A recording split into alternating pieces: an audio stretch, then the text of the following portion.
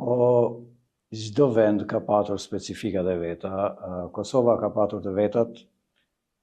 Maqedonia e Veriut ka patur të vetat. Në të dyja vendet që kam shërbyer, në njërin ka qenë shumicë, themi absolute shqiptare, në pjesën tjetër ku kam shërbyer, shqiptarët kanë qenë një faktor determinues për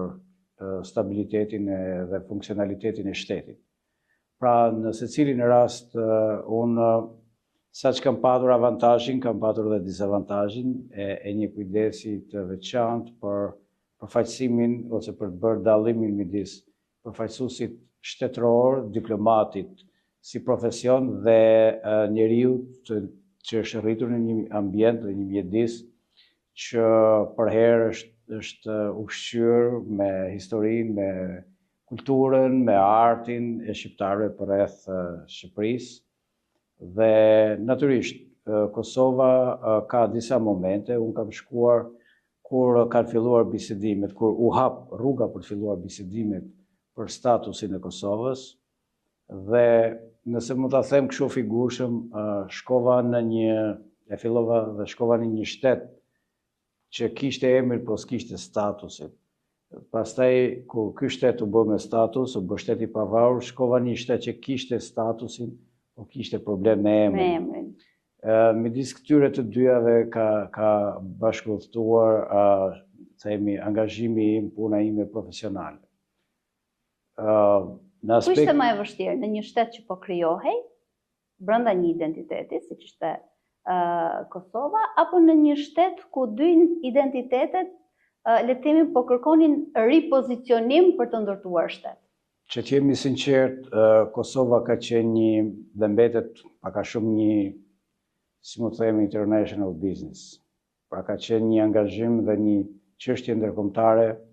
ku shqiptarët, përfshirë Shqipërinë, kanë luajtur rolin e tyre, por atje pa mbështetjen e Shteteve të Bashkuara, pa udhëheqjen amerikane, pa udhëheqjen britanike, gjermane dhe të vendeve të Kuintit, nuk do të kishte në një progres domethënës, pavarësisht përpjekjeve të shqiptarëve, të cilat aty kanë qenë për dekada me radhë. Pra, du të jemi falenderues dhe mirënjohës gjithë miqve që kanë mbështetur Kosovën në atë periudhë, dhe punët e shtetit Kosovës më shumë janë bërë nga shtetarët e ri të Kosovës me një vullnet jashtëzakonshëm. Shqipëria ka luajtur një rol si faktor mbështetës, por jo si aktor. Pra, ne nuk kemi udhëhequr as bisedimet, por ne kemi mbështetur gjitha proceset shtetformuese të Kosovës, kemi mbështetur, të themi, gjitha zgjidhjet e vështira që janë bërë atje, qoftë me himnin, qoftë me flamurin, me simbolet e shtetit të ri, të cilat duhet kujtoj këtu ka qenë një periudhë shumë sensitive, kalimi nga simbolet kombëtare tek simbolet e reja të shtetësisë së Kosovës. Vështirësia për të ruajtur balancet. Absolutisht. Gjithsesi, nëse mund t'i vënë një balancë sfidash dhe vështirësish, në Maqedoninë e Veriut ka patur më shumë vështirësi, për shkak se kur unë kam filluar mandatin në Maqedoni, përkoj me një periudhë që qeverisej nga një kryeministër me një agjendë etnike, një agjendë që kishte në qendër, të themi, provokimin e etnive të tjera, dhe direkt pas refuzimit të ftesës për në NATO, në samitin e Bukureshtit 2008, kur unë shkova në 2009 në fillim, vetëm sa po kishte filluar e frustrimi dhe ndërtimi asaj kështjellës prej rëre që duhej mbrojtur gjithë